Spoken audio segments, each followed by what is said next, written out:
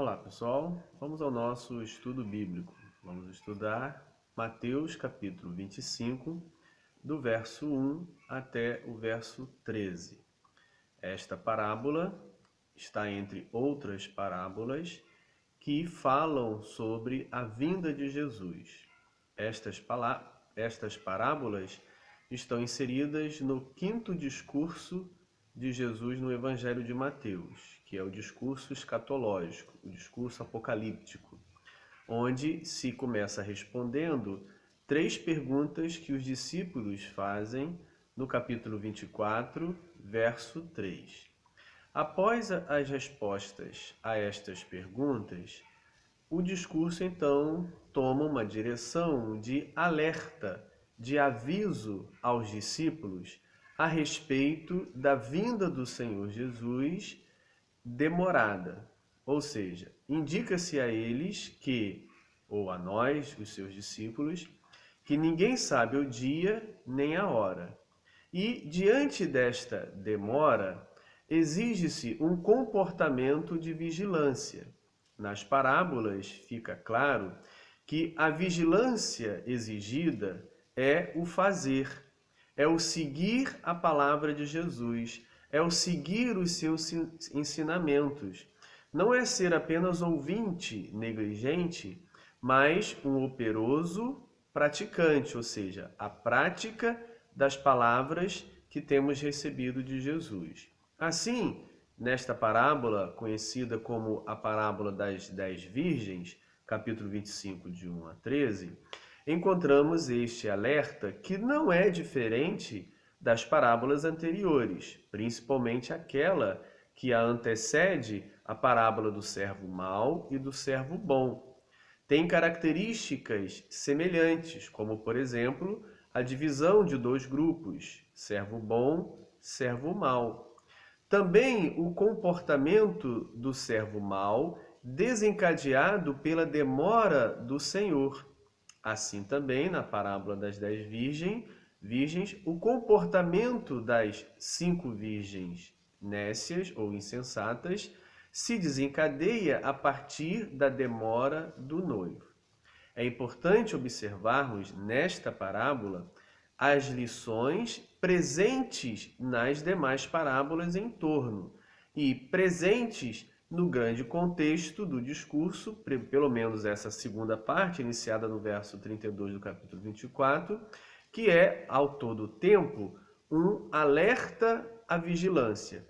Jesus exige dos seus discípulos que eles mantenham-se vigilantes, apesar da demora da vinda do Senhor. E a pergunta principal que se deve responder é: o que significa ser vigilante? A parábola vai nos mostrar isso, como as demais parábolas mostram, e o próprio contexto do discurso também mostra. Assim vamos à análise de verso a verso, do verso 1 até o verso 13. O verso 1, então o reino dos céus será semelhante a 10 virgens, que tomando as suas lâmpadas, saíram a encontrar-se com um noivo. É importante observar que a partícula então une o que vai ser dito com aquilo que já foi dito. Não podemos perder de vista que o que já foi dito tem a sua ênfase na vinda do Senhor, como está dito no verso 44 do capítulo 24. Por isso ficai também vós apercebidos, porque a hora em que não cuidais, o Filho do Homem virá. E no verso 50, virá o Senhor daquele servo virá o Senhor daquele servo em dia em que não o espera e em hora que não sabe. Essa é a temática que se continua. Então, o reino dos céus será semelhante a 10 virgens que, tomando as suas lâmpadas, saíram a encontrar-se com um noivo. É importante observar que as 10 virgens se tornam na parábola símbolo dos discípulos, símbolo da comunidade dos discípulos, assim como os dois servos mostrados anteriormente na parábola anterior, servo bom e servo mau. Ambos representam os discípulos. Assim também tudo o que é dito anteriormente. Jesus dirige as suas palavras aos discípulos. É aos discípulos que ele ensina, é aos discípulos que ele avisa. O texto é dirigido aos discípulos, à comunidade dos discípulos, à igreja de Jesus. Assim, as 10 virgens são símbolos desta comunidade de discípulos, dividindo assim os discípulos em 2 grupos, como foi feito na parábola anterior. A expressão será semelhante já apareceu pelo menos 1 ou 2 vezes no próprio Evangelho de Mateus. Ela já nos remete a Mateus capítulo 7, no final do discurso da montanha. Capítulo 7, versos 24 e 26. Todo aquele, pois, que ouve estas minhas palavras e as pratica, será comparado ao homem prudente. E assim o verso 26. E todo aquele que ouve estas minhas palavras e não as pratica, será comparado a um homem insensato. Então, o reino dos céus será comparado ou será semelhante a 10 virgens, já nos prepara para o uso do que foi dito no capítulo 7, verso 24 ao 27. A conclusão do Sermão da Montanha, os 2 tipos de ouvintes daquele trecho têm a ver com o grupo das 10 virgens. A palavra noivo, que aparece no final do verso 1, saíram a encontrar-se com o noivo, já apareceu no capítulo 9, verso 15 do Evangelho de Mateus, indicando a pessoa de Jesus. No entanto, na tradição do Antigo Testamento, na tradição bíblica do Antigo Testamento, Deus é visto como um noivo. Posso passar algumas referências no Antigo Testamento, onde você pode encontrar essa referência, esse uso da união conjugal, tendo Deus, o Pai, como noivo. Isaías capítulo 54, verso 5, Jeremias capítulo 31, verso 32, Oséias capítulo 2, verso 16, entre outros. Verso 2 do nosso texto. 5 dentre elas eram nécias e 5 prudentes. À semelhança da parábola anterior, o grupo das 10 virgens é dividido em 2, como os servos da parábola anterior, servo bom e servo mau. A expressão insensato, nécias, prudentes, já apareceu várias vezes no Evangelho de Mateus. Como eu já tenho dito, na referência será semelhante, será comparado, do capítulo 7, 24 ao 27, também lá no capítulo 7, 24 ao 27, aparecem esses adjetivos: sensato, insensato, ou prudente e nécio. É importante observar que a palavra ou as palavras gregas, as 2 palavras gregas, são as mesmas, tanto lá, quanto aqui, quanto também em outras passagens. Às vezes o tradutor enriquece traduzindo uma mesma palavra com 2 palavras. Isso pode impedir o leitor a entender que se trata das mesmas coisas, ou impedir o leitor de encontrar uma referência entre um texto e o outro, porque o tradutor usou um outro termo para traduzir uma mesma palavra.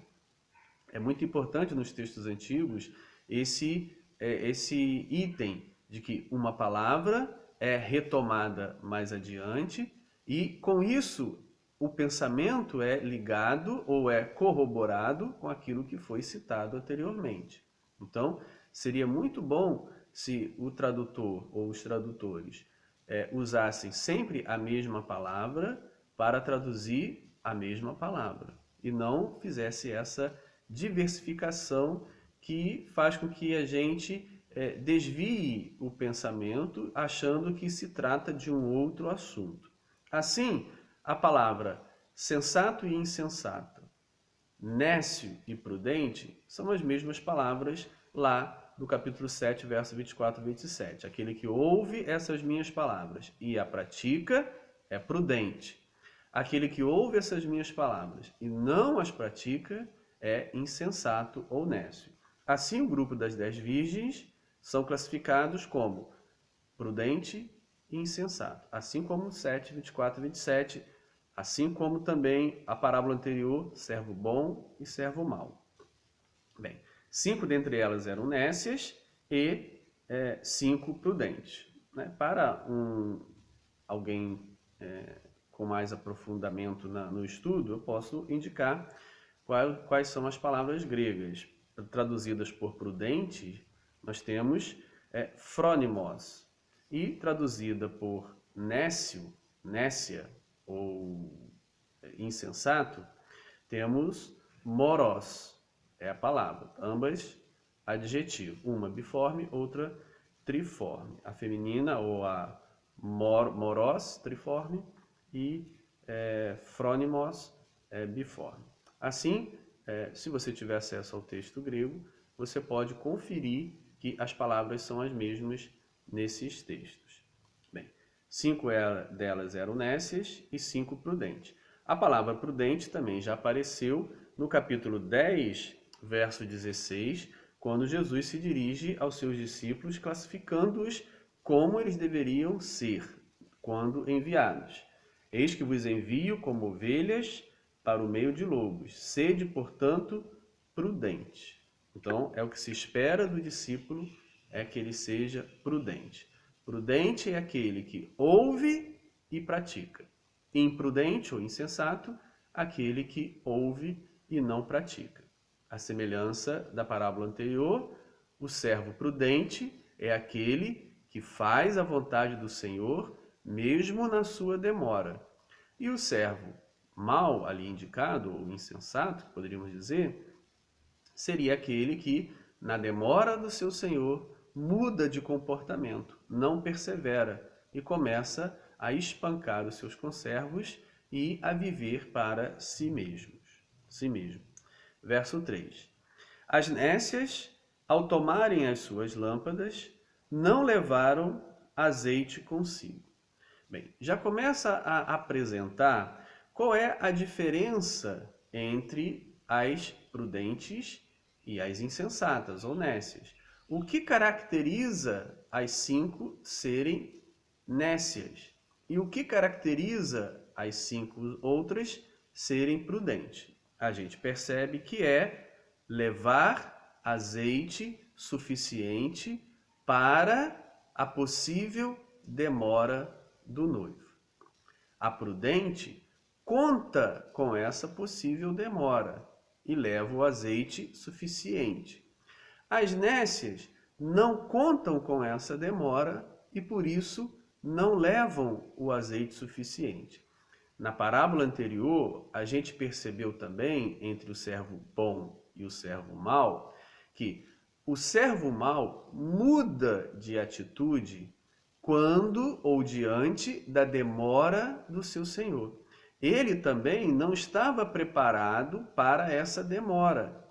Diante da demora, ele não persevera nas palavras, nas orientações que o Senhor havia lhe dado. Então, o ponto da prudência ou imprudência é o fazer na demora, o viver a palavra na demora, o praticar a palavra na demora. Este é o quadro da igreja de Mateus nos anos 80, que recebe o texto. É um quadro de uma igreja que está diante de uma demora de Jesus. A primeira geração já tinha morrido.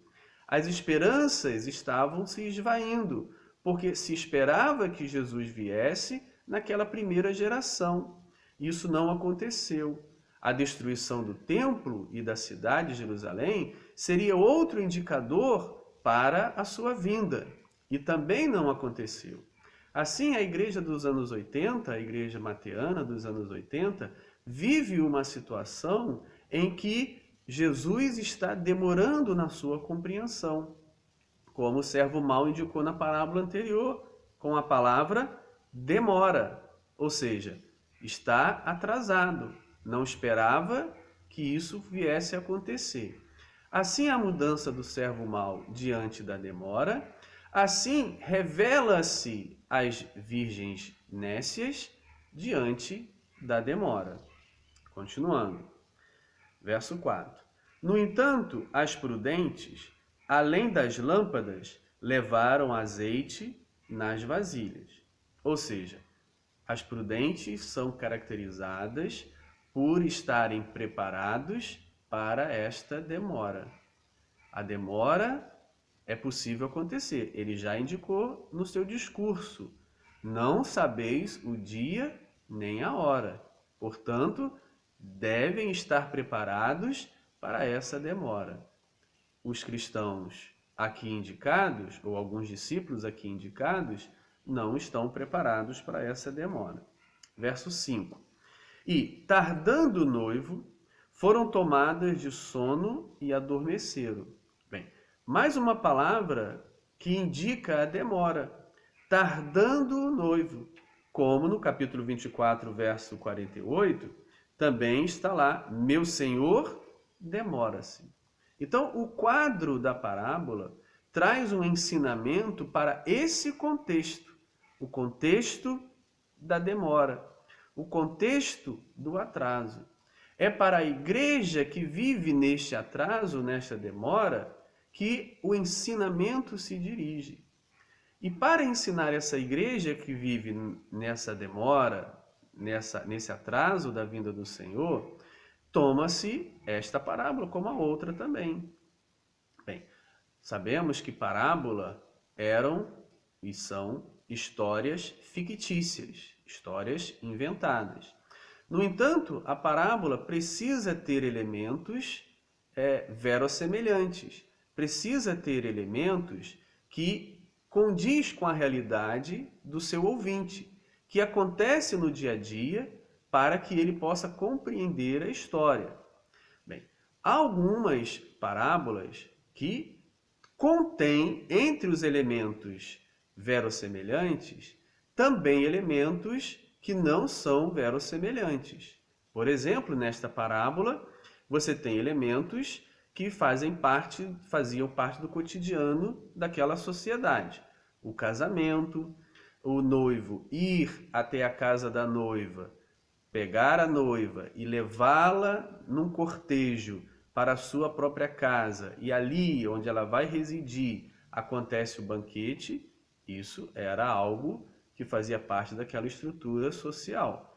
No entanto, há elementos aqui ficcionais no seu sentido absoluto, que não estavam presentes naquela sociedade, como, por exemplo, dormir durante a festa, que é o que está dizendo aqui no verso 5. E tardando o noivo, foram tomadas de sono e adormeceram. Bem, isso não há verossemelhança, os convidados dormirem durante a festa. Outra coisa que não há verossemelhança é comprar o azeite à noite. Isso também não era possível acontecer naquela sociedade. E o terceiro elemento que podemos indicar que também não é verossemelhante, que não podia acontecer, que não acontecia, é a porta do banquete está trancada. Bem, então, por que na narrativa ficcional da parábola trouxe também elementos que não condiziam com a realidade? Para transmissão de uma mensagem. O valor primeiro é a mensagem, é o ensino. Deseja-se transmitir o ensino. Constrói-se uma parábola, uma historinha ficcional, com elementos verossemelhantes, mas são necessários outros elementos que não são verossemelhantes para compor o ensino. Com isso, realça aquilo que é mais importante na parábola, a mensagem. O objetivo é o ensino pedagógico. Qual é a razão da história, a razão do contexto? Esse é o objetivo primário. Assim a gente pode observar esses elementos que não são verossímeis, mas que realça a mensagem. Tardando o noivo, é o contexto da igreja dos dias de Mateus e dos nossos dias também. Foram tomadas de sono e adormeceram. Interessante observar que as 10 dormiram. Então, o ponto que tornaria nécias ou prudentes não era o dormir ou estar acordado. Não é isso que caracteriza as 5 nécias e as 5 prudentes. Porque todas as 10 dormiram. O dormir é possível. O dormir não significa não estar preparado. O que vai determinar a preparação é quando se ouve a voz do noivo. Verso 6. Mas à meia-noite ouviu-se um grito. Eis o noivo, saí ao seu encontro. A preparação exigida não é estar acordado, porque no grito todas acordam. Todas estão agora numa mesma condição, acordadas. Antes, todas dormindo. O que vai agora determinar a vigilância? O que vai agora determinar o estar preparado? Sair ao seu encontro, é a ordem. Verso 7. Então se levantaram todas aquelas virgens e prepararam as suas lâmpadas. E as nécias disseram às prudentes: Dai-nos do vosso azeite, porque as nossas lâmpadas estão se apagando. Ou seja, não tinham azeite suficiente para essa demora. Diante da demora, falta-lhes o azeite. É a demora que muda ou revela o quadro, assim como na parábola anterior. Foi a demora do Senhor que revelou o sentimento escondido do servo, que era mau. Pois assim, diante da demora, ele começa a espancar os seus conservos e a comer e beber com ébrios. Foi a demora que revelou o seu interior, a sua crença, a sua perseverança ou ausência da perseverança. Assim também nessa segunda parábola que segue aquela. É a demora que revela a preparação. Quando então chega o momento da chegada do noivo, as que não estão preparadas se revelam. E continua. Pedem então às prudentes do seu azeite. E elas então respondem. Verso 9. Mas as prudentes responderam: Não, para que não nos falte a nós e a vós outras, e diante aos que o vendem e comprai. O ponto da parábola não é ensinar a partilhar. Não é isso que está em jogo aqui. Precisamos aprender, com Jesus aprendemos a dividir o nosso pão, a dividir o que nós temos e a partilhar. Não é esse o alvo da parábola. Uma vez que o azeite aqui representa as obras, a obediência, o viver a vida segundo as palavras de Jesus. Lembremos do capítulo 7, verso 24 ao 27. O que caracteriza lá o sensato e o insensato? Lá, o sensato é caracterizado como aquele que ouve as minhas palavras e as pratica. E o insensato é caracterizado por aquele que ouve as minhas palavras e não as pratica.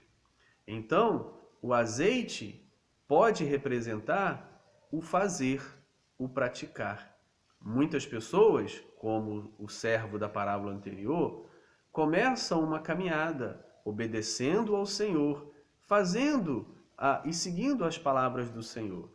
Mas diante da demora, há uma mudança de comportamento. Revela-se aquilo que está no seu interior e então começa a agir de outra maneira. A falta do azeite representa uma vida que não vive as palavras de Jesus, que viveu por um determinado momento, mas diante da demora não foi perseverante. E quando então ouve o grito do Senhor que vem, não tem, naquele momento, as atitudes, o agir que correspondam à crença que aderiram ou que teoricamente confessaram. Na parábola anterior é dito: bem-aventurado aquele servo que, quando o Senhor vier, o achar fazendo assim. É esse o servo que está preparado, é aquele que estiver fazendo assim. É o fazer que determina a preparação. Assim, as virgens nécias querem usufruir do azeite das prudentes. E a gente percebe que não é possível isso. Ou seja, o azeite meu não pode ser compartilhado ou vendido. As minhas obras, o meu viver na palavra de Deus, não pode ser compartilhado ou passado para outro. Outro não poderá ser salvo pelas minhas ações, no sentido de que não é a minha fidelidade que vai salvar o outro. A minha fidelidade vai corresponder à minha salvação. Então não é possível essa passagem, né, desse fazer, do azeite que representa o fazer, para aqueles que não fazem. Verso 10. E saindo elas para comprar, chegou o noivo. E as que estavam apercebidas entraram com ele para as bodas, e fechou-se a porta. Saindo para comprar, ou seja, começando, arrependendo-se, começando a viver estas obras, as palavras de Jesus, como o servo prudente e imprudente do capítulo 7, 24 e 27 do Sermão da Montanha, no Evangelho de Mateus, não foi possível, não deu mais tempo. Ou seja, o Senhor chegou. E quando o Senhor chegou, ou o noivo chegou, não as encontrou. E por isso elas ficaram fora. Quanto às prudentes, que estavam preparadas, que o noivo as encontrou com o azeite, ele então as levou para o banquete. E as que estavam apercebidas entraram com ele. A presença com ele. Jesus, o Deus conosco, apresentado em todo o Evangelho de Mateus, revela-se aqui. Aquele que está conosco.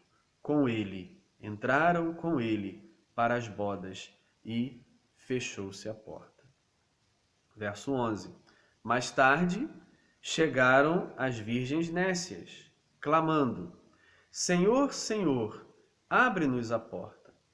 Mais uma vez, o autor nos remete ao Sermão da Montanha. Agora, aos versos 21 e 22 do capítulo 7, a respeito daquele ensino de Jesus contra os falsos profetas, contra aqueles discípulos que receberam os dons extraordinários, que curavam, que profetizavam, que expeliam os demônios, mas não viviam as palavras do Senhor. Aqueles discípulos, líderes, carismáticos, que receberam os dons extraordinários do Senhor, ficarão fora porque não viveram as palavras do Senhor. E o que os caracterizava lá, caracteriza as virgens nécias aqui. A expressão litúrgica, Senhor, Senhor, é uma expressão presente no culto. São pessoas presentes no culto, que cantam, que dizem Senhor, Senhor, assim como os líderes, os profetas, os líderes com os dons extraordinários, do capítulo 7, verso 21 e 22. Também entoavam o canto litúrgico, ou a expressão litúrgica, Senhor, Senhor.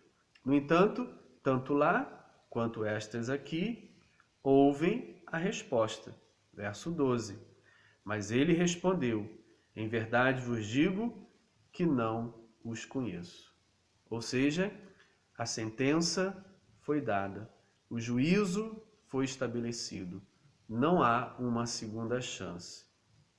Verso 13, conclui-se a parábola dizendo: Vigiai, pois, porque não sabeis o dia nem a hora.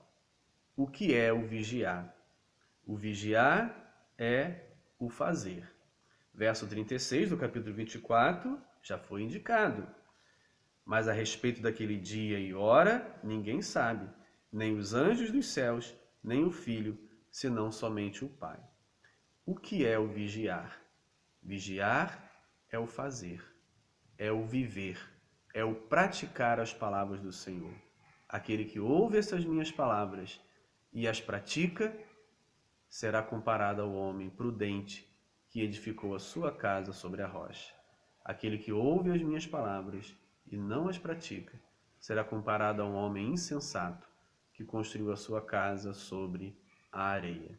Assim, as 10 virgens representam aqueles que ouvem as palavras de Jesus. 5 prudentes, as que praticam. 5 nécias, as que não praticam. E a demora na vinda do Senhor faz com que estas que não praticam vão perdendo o fôlego e vão perdendo a condição de encontrar-se com o noivo na sua vinda, no dia que ninguém sabe, só o Pai, que ele virá, que ele nos encontre como ouvintes, praticantes, prudentes, que ele nos encontre fazendo assim, trabalhando e vivendo as palavras que temos recebido de Jesus. Um abraço.